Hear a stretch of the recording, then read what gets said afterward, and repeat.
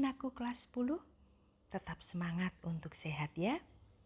Oke, hari ini kembali kita akan belajar PPKN masih pada bab 3, yaitu tentang kewenangan lembaga-lembaga negara menurut Undang-Undang Dasar Negara Republik Indonesia tahun 1945. Anak-anak, untuk materi bab 3, minggu yang lalu kita sudah belajar 2 sub, yaitu tentang suprastruktur dan infrastruktur sistem politik Indonesia, kemudian tentang lembaga-lembaga negara menurut Undang-Undang Dasar Negara Republik Indonesia tahun 1945, dan pada hari ini kita akan belajar untuk materi yang ketiga, yaitu tentang tata kelola pemerintahan yang baik. Anak-anak, tentang tata kelola pemerintahan yang baik. Pertama kali, kita akan mencari tahu apa pengertian dari good governance atau pemerintahan yang baik. Menurut World Bank, good governance adalah suatu penyelenggaraan manajemen pembangunan yang solid dan bertanggung jawab yang sejalan dengan prinsip demokrasi dengan pasar yang efisien, penghindaran salah alokasi dana investasi, dan pencegahan korupsi baik secara politik maupun administratif, menjalankan disiplin anggaran, serta penciptaan legal and political framework bagi tumbuhnya aktivitas usaha.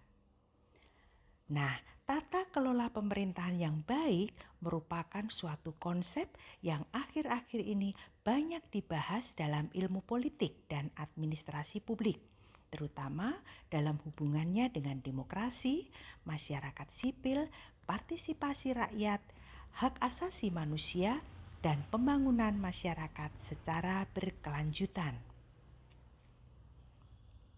Nah, anak-anak, dalam tata kelola pemerintahan yang baik terdapat 3 unsur pokok yang bersifat sinergis. Yang pertama yaitu unsur pemerintah yang dipercaya menangani administrasi negara pada suatu periode tertentu. Yang kedua, unsur swasta atau wirausaha yang bergerak dalam layanan publik. Yang ketiga, unsur warga masyarakat atau biasa disebut dengan stakeholder. Pada praktiknya, tata kelola pemerintahan yang baik merupakan bentuk pengelolaan negara dan masyarakat yang bersandar pada kepentingan rakyat. Pemerintah dan masyarakat duduk bersama untuk membicarakan masalah-masalah yang dihadapi bersama dan sekaligus merencanakan bersama tentang sesuatu yang hendak dilakukan dan dikerjakan di masa mendatang. Anak-anak, menurut Laode Ida, tata kelola pemerintahan yang baik memiliki sejumlah ciri-ciri dan karakteristik sebagai berikut. Yang pertama, terwujudnya interaksi yang baik antara pemerintah, swasta, dan masyarakat, terutama bekerja sama dalam pengaturan kehidupan sosial politik dan sosial ekonomi. 2. Komunikasi. Adanya jaringan multisistem baik pemerintah, swasta, dan masyarakat yang melakukan sinergi untuk menghasilkan output yang berkualitas. 3. Proses penguatan diri sendiri. Ada upaya untuk mendirikan pemerintahan dalam mengatasi kekacauan dalam kondisi lingkungan dan dinamika masyarakat yang tinggi. Yang keempat, keseimbangan kekuatan atau balance of force dalam rangka mewujudkan pembangunan yang berkelanjutan. Ketiga elemen yang ada menciptakan dinamika, kesatuan dalam kompleksitas, harmoni, dan kerjasama. Anak-anak, Berikutnya yang kelima adalah independensi, yaitu menciptakan saling ketergantungan yang dinamis antara pemerintah, swasta, dan masyarakat melalui koordinasi dan fasilitasi. Dalam perkembangan selanjutnya, tata pemerintahan yang baik berkaitan dengan struktur pemerintahan yang mencakup hal-hal sebagai berikut. Yang pertama yaitu hubungan antara pemerintah dan pasar. Misalnya, pemerintah mengendalikan harga-harga sembako agar sesuai dengan harga pasar. 2. Hubungan antara pemerintah dengan rakyat. Misalnya, pemerintah memberikan pelayanan dan perlindungan bagi rakyatnya. Ketiga, hubungan antara pemerintah dan organisasi kemasyarakatan. Misalnya, pemerintah memberikan kesempatan kepada organisasi kemasyarakatan untuk berpartisipasi dalam pembangunan. Yang keempat, hubungan antara pejabat-pejabat yang dipilih atau politisi dan pejabat-pejabat yang diangkat atau pejabat birokrat, misalnya dengan mengadakan pertemuan atau rembuk antara tokoh masyarakat, pejabat birokrat, atau politisi. Berikutnya yang kelima, hubungan antara lembaga pemerintahan daerah dan penduduk perkotaan dan pedesaan. Misalnya dengan memberikan izin bertempat tinggal kepada penduduk pedesaan yang bekerja di perkotaan. Berikutnya yang keenam, hubungan antara legislatif dan eksekutif dalam membahas rancangan undang-undang atau biasa disingkat dengan RUU.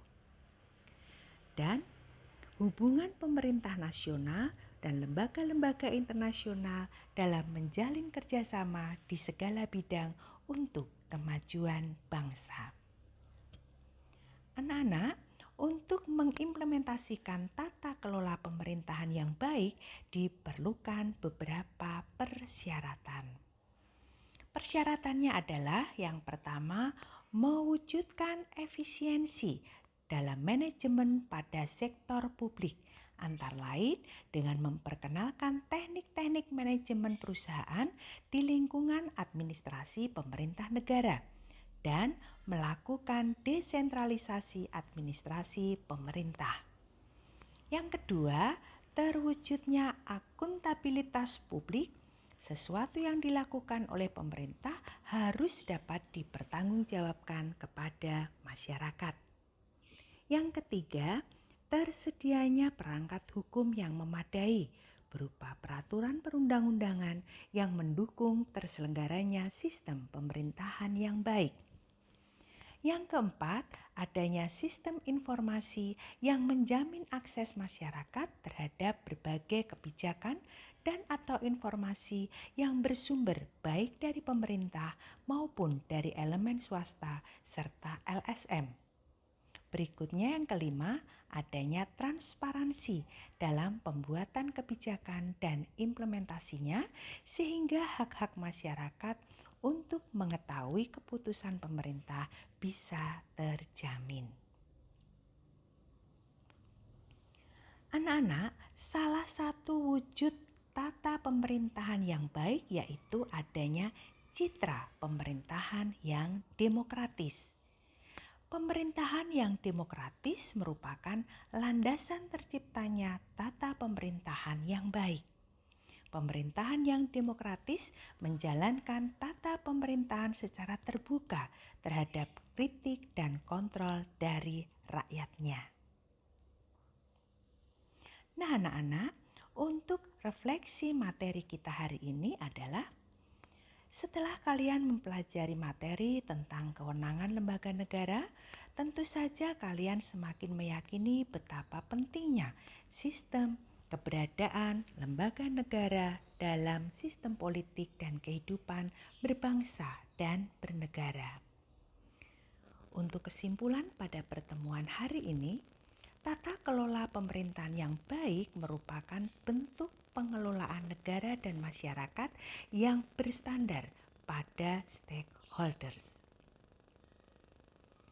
Baiklah anak-anak, Untuk tugas mandiri kalian pada pertemuan hari ini adalah jelaskan apa saja ciri-ciri tata kelola pemerintahan yang baik.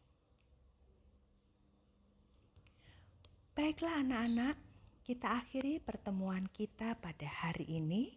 Tetap semangat untuk belajar, sukses untuk kalian semua, dan sampai berjumpa kembali dalam pertemuan dan belajar kita berikutnya.